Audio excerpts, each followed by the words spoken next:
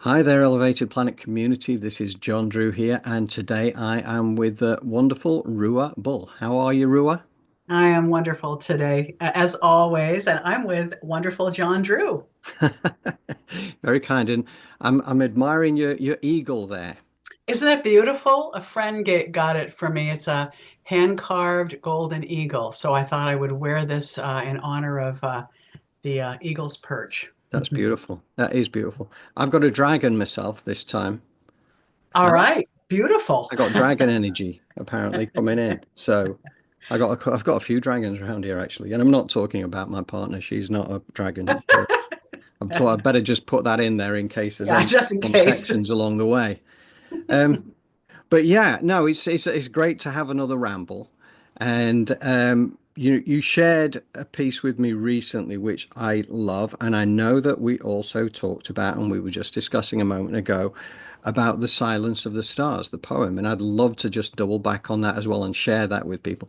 Because the reason it really resonated with me was because obviously we've done the piece about the divas, right? And the subtle aromatherapy.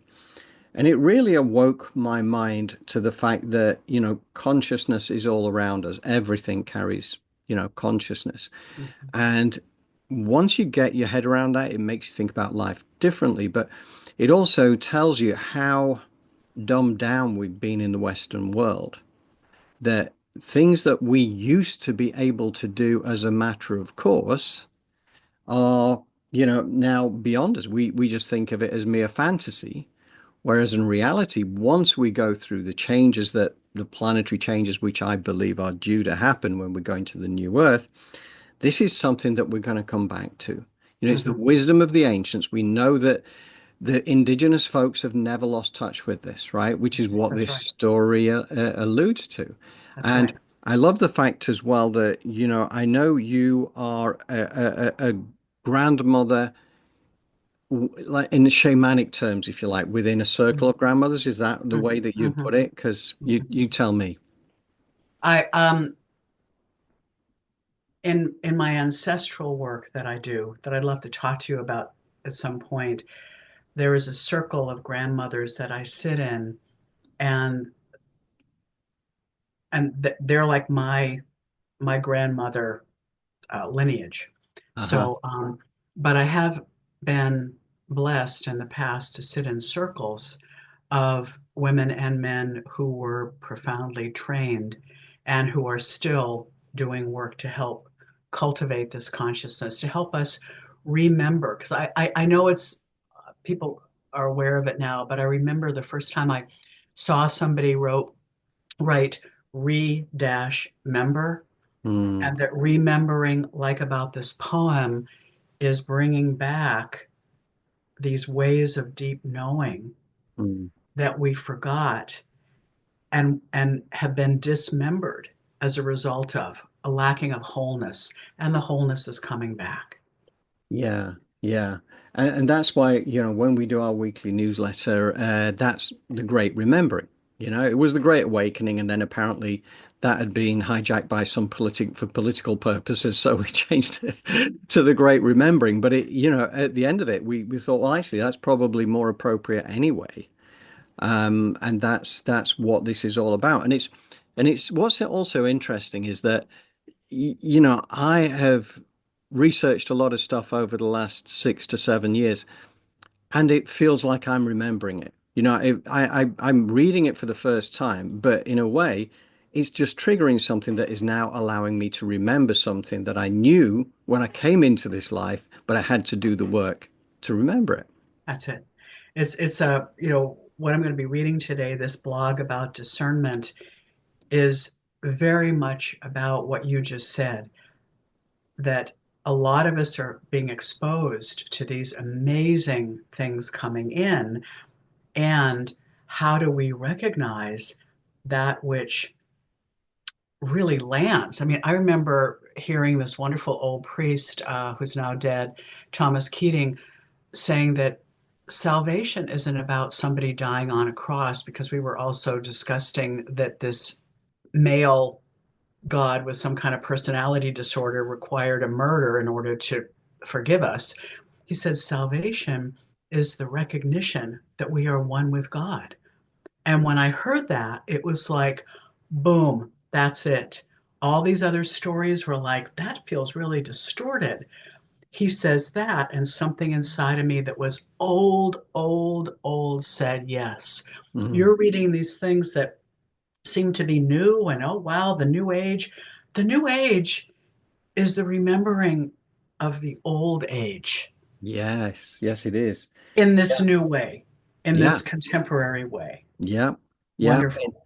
And it's all coming back to this unity consciousness thing and the fact Yeah, that, we're all aspects of the divine, right? that's right. So, That's right. and there's no such thing as hierarchy. And, we're here. What hurts one hurts all. What helps one helps all, right? And that starts with self-love as well. So I find it a really fascinating journey. I love it. I love it. I love it. But I want us to dive into your blog here All because right. Well, let me this is a start reading cause this. for yeah, this gives us a cause for discussion as you go through. But I'll let you work your way through it, and then Okay. we can talk about it afterwards. So Afterwards, great. yeah. All right. So we live within multiple stories that are personal, familial, cultural, and spiritual. And these stories, in profound ways, shape our experience of reality. What stories do is they really give us ways to interpret what we're experiencing. Some stories are healthy and others are harmful. Some diminish and others elevate. The good news is that we can become aware of these stories and can shift them. My favorite definition of healing, for example, is a process in which our wound story becomes a survivor story and then can become a story of flourishing. And by the way, I experienced that personally as a client in therapy and then for a few years as a therapist, where people would come in with this horrible story, and the way it was held and understood and listened to and felt into, the story could actually shift. Carolyn Mace, by the way, does a lot with this. One way of understanding the effect of Pluto moving into Aquarius is to see how it reveals the old stories that have become corrupted and that are up for revision or replacement. So observe how the story of extreme individualism and rampant materialism of consumer capitalism is collapsing around us. We are witnessing the emergence of a new story, one about living in harmony with the earth, creating collaborative communities, honoring the diversity that makes any system healthy and resilient, tending a spirituality that perceives the light of the divine in all beings, human, animal, plant, stone, stars, dot, dot, dot. And by the way, as you and I were just saying, this new story is in many ways a remembering, a recollecting of old stories. They're not precisely the same. Again, what do people say? History rhymes, it doesn't repeat. But so much of what's coming out are things that the first peoples knew and have held for us for all these years. Mythologist Joseph Campbell once said that we need to tell the old stories in new ways. So you can check out the eco-Catholics like Thomas Berry, or that story I told earlier about a whole new way of reformulating what the word salvation means in the Christian story, which is, by the way, a word that has been used to cause enormous harm. And Native peoples have been saying for now that we must remember the old stories. And again, look at the ones where they've been talking about working with ETs and meeting with ETs for thousands of years. Some of the tribes, like the Cherokee, the Hopi, believe they actually came from the stars. And others, I think it's the Cree, say they came from Sirius. And others may not have a origin story from the stars, but they'll say they've been interacting. I mean, I have a very good friend who happens to be native, who's casually mentioned having ETs show up in her backyard twice. It's like, and it's not a big deal. This is the world that they live in. There are new stories emerging too, often from science. For example, the way in which physics has deepened our awareness of multiple dimensions and quantum entanglement. And I notice you, John, will very often bring in some of the language from Greg Braden and the New Physics, which is kind of the contemporary addition to the old stories. So we can Yeah. use language like quantum entanglement now. One thing we notice as we explore these ways of understanding and finding meaning in story is that at times they actually disagree with each other in small or sometimes large ways. This is not unusual. If we look at the so-called great religions that have, look at the great religions that have very different cosmologies. I remember a long, long time ago, I read, God help me, all four of Joseph Campbell's Masks of God, and these massive books, and there were hundreds of creation stories, Yeah. all Yeah. of which, all of which have implications. The Assyrians said that the gods created humans to be slaves. And they sent the great flood because they were kept up at night by humans snoring. And so they wanted to get rid of us. Now, that's very different from the ancient Hebrew story that we were created to be the companions and friends, and then how that got mucked up, Yeah. um, and how that story got mucked up. It's only been in the past 100 or so years that the religions have begun an interfaith dialogue coming from a developing mutual respect.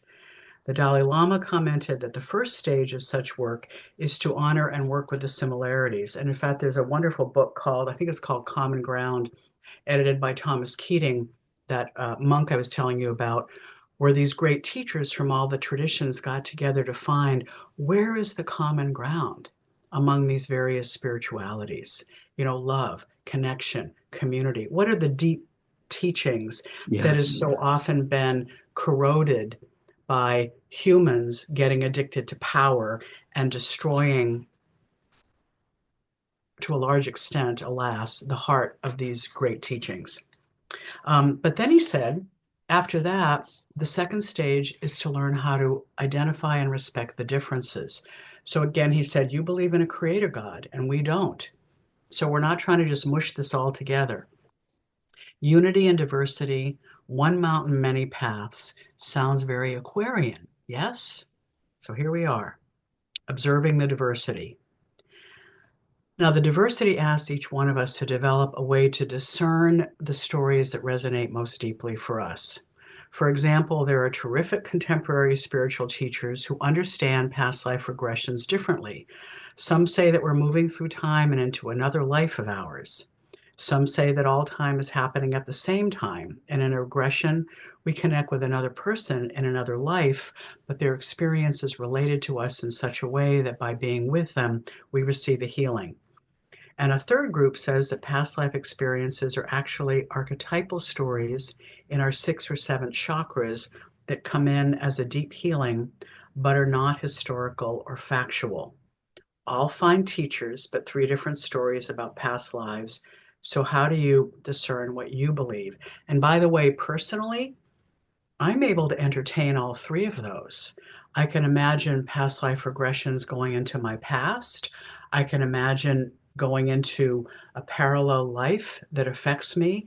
And I also, when I was doing transpersonal hypnotherapy, taking people into the realm of collective archetypes where a lot of people believe there were Nefertiti. Well, there was only one Nefertiti, but a lot of people profoundly identify with and are healed and made more whole by entering into the archetype of Nefertiti. Mm. Um, so again, a lot of what we're called upon here now is discernment. How do I know what I believe? Um, this is important. This is not about whatever floats your boat. The US has been plagued by lies masquerading as alternative facts, so we acknowledge that some stories are simply unfounded and as a result are harmful. 2 things I want to say here. There was a story that I think is still around, but not as much in the news, around QAnon, talking about how people like me who are liberals and progressives are pedophiles and we murder children and drink their blood. Now, that is a story that is profoundly harmful. And some poor guy who loves children read the story about the Clintons having a pedophile ring in a basement of a pizza parlor in DC, and in their basement, and he turns up with a gun at the pizza parlor and there's no basement. So there are some stories that we can say are unfounded. So it's not about, and someday we'll talk about Bede Griffiths and discernment of different teachers. We might get that to today or not. Rather, it's about appreciating that there are wise folks who have differing views. We're each called to find the teachers we respect, embrace the stories whose teachings land deep in our bodies, hearts, and minds, while honoring the fact that others might resonate with something else. One of my closest friends is Buddhist. I really love Buddhism, and it's not my path. You and I were talking about this. I have another friend, and the sacred story that she is most engaged in is about ETs. That is an honorable story, but I just noticed that's not the story that I am called to be in this lifetime to kind of excavate. But I'm so grateful she's doing that. Um, so I'm hoping that you're going to be observing your own discernment process, finding out what works for you. Most of us draw on a variety of approaches, and here are some common ones. So I thought it might be helpful to sort of go through so people can say, how do I discern? Does this resonate for me or not? Do I think it's true or not? Do I think it's partly true or not? Do I think it's true but not mine? How do we do this? So some people find that the passion, and again, most of us combine different things, but some people find that the passionate mind is their go-to. They literally light up when reading or learning something that rings true. And John, I hope I haven't embarrassed you, but I had to name you here because I know you have different ways of discerning, but your infectious enthusiasm is so inspiring. And it's like you were telling me earlier, you read things and you know. And it's like when you say that, I literally see your third eye just like boom with light.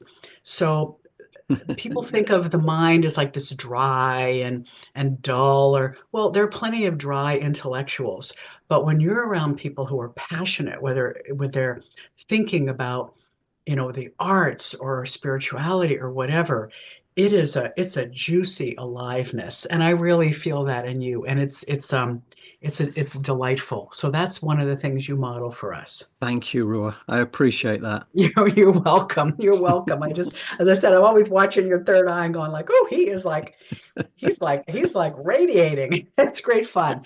And it affects us because it goes into my mind. I'm going, oh yeah. So I light up. We help each other light up in different ways. Um, Others track with their intuition. So again, I know people who again, and the third eye is both about the rational mind and the intuitive mind. So I know people who will say when they're in the presence of some new information, a new story, something that they read or come across, they'll observe something happening in their intuition, that it will go towards it or pull away from it. It will open or close. And then others have a kind of intuitive felt sense where it feels, sometimes I've been reading a book and I feel a kind of unease. And it's not like I'm reading something that's like off. It's like, isn't it isn't quite right for me. So Mm. again, so you can notice the felt sense also. Some people go to their guides to get an opinion. I want to do a blog with you at some point, John, about guides and how to work with guides, because it's always important to remember that they are counselors. And if any guide tells you this is the truth and you have to believe it, banish them. So a lot of us go to guides, receive their input, but then we still have the responsibility to see after we've gotten, it's like if you have something medical going on and you go to three different practitioners and then you have to find out which one lands for me. Um, and then my own way is primarily in noticing my body reactions. When I'm in the presence of something that's really off, I have a client who was dealing with a couple people in their environment who got into QAnon. And so I decided to read a few books to learn about it so he and I could talk about it. And it took everything to read it because just the pull into the darkness was so profound. So I literally had to just sit, surround myself in light, go into the Christ Center, which is my own center. That's what I call it. There are many names. Um, and just say, all right, I am doing this for my client. Help me take this in so I can help him, but don't let any of this energy be absorbed into me. Mm. Um, and when something is wisdom, but not quite landing, I oftentimes feel a tension in my shoulders. So it's like, yeah, there's really something here. And it isn't quite, again, it's like when I read, Buddhism or different kinds of things, I can sense the beauty in it. And there's also that sense of, and it isn't quite my path up the mountain, but I honor it as a path. And then when something really fits, I tend to experience a radiant warmth, first in my chest and then in my forehead. And what I wanted to do right here, with your permission, is actually share a little exercise for people around this that um, some people might already have well developed ways of discernment. But one way to enter in is to identify a state, a way of being that really resonates deeply with who you are as a spiritual being. Mm. For some people, it's a sense of being uh, um, a light and awake in a light. For me, it's love. That's my path. And there are different ones. For some people, it's about finding their strength. So what I do is I will drop in to my heart and I will bring in an awareness of someone or something I dearly love. And my joke is that as much as I love my husband, if I've just spent the morning cleaning up crumbs because of the disaster he made in the kitchen while he made his lunch, I don't call on him. But very often I call on my little beastie over here, Annie, my Annie. Annie, get your Annie, get gun. your gun. Because I will just go into how I feel when I'm in her presence, and I just feel this pulsing, tender love. And then I'll bring a story in. And does it resonate with it? Does it expand my love? Does it shut it down?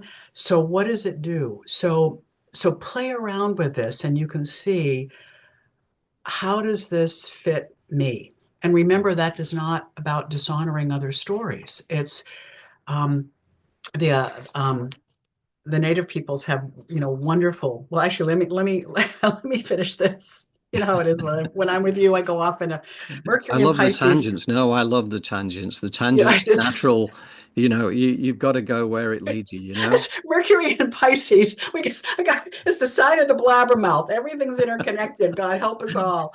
Okay, I'll finish this. I always love how John and Jolie remind us that we are here at Elevated Planet, but also on the planet to listen and then check in. How does this story strike you? I also appreciate that the teachers and teachings that you bring in are always about positive, uplifting, inspiring, elevating consciousness. It's all about elevation and moving towards that world of unspeakable beauty. So even though you bring in different streams of teachings, what they all are they in alignment with is the eagle's perch, love, healing, and opening to these teachings and healings that are coming in, bringing us to the world of unspeakable beauty. So there are different voices that are like different instruments in this cosmic symphony. And I tend to be more of a drummer than a violinist, but we need both. I tend to be more a grizzly bear than a panther, but we need both. So I always love that there's a container of higher consciousness and love and this evolution and multiple voices that we get to be exposed to. Which one resonates most? And it's part of my what I love about ET, you guys. So we encourage you to discover how you sort through these creative emergent stories that ground and heal and bless and enliven and guide and strengthen you. And then be grateful for the people who carry the other wisdom stories. This will help us become more whole. The world of unspeakable beauty is like a garden filled with many different flowers and plants and animals of all sorts. unity and diversity, we are building together a blessed ecosystem. Yeah, That's the world of unspeakable beauty, it's where beautiful. all these incredible creatures that have we've killed off can Right. reemerge. You know, the dinosaurs are in the archetypal planes. You know, it's kind of like I don't know what's going to be happening, but it's a welcoming of wholeness again. And Yes. this one, do you want to read that? Anyway, that's okay. That's yeah. I didn't know if you wanted to read that poem because it Yeah, certainly goes I along with will it, do but because I do have this here, and I resonated with this because when we spoke about you mentioned this, and I'd not heard the poem before, and I did look it up, and when I read it, what really worked for me, and going back to one of your earlier points, I agree. We do help each other light up, right? This is fun. It's always fun, and that kind of says that this is here for a reason, right? The chemistry is beautiful. So when you feed information, in fact, I've got a book over there over my that's my right shoulder over my right shoulder there somewhere, which is the secret story of plants. You gave it to oh, The Secret Life of Plants. Secret Life of Plants. Yeah. I've got that over here now. I mean, it's an old book. You got to buy them second hand these days, but I managed to track one down. Well, So that I will interrupt you and say I'm glad finally I got you to get a book because you should see my Amazon bill. Thanks a lot. Anyway, go ahead.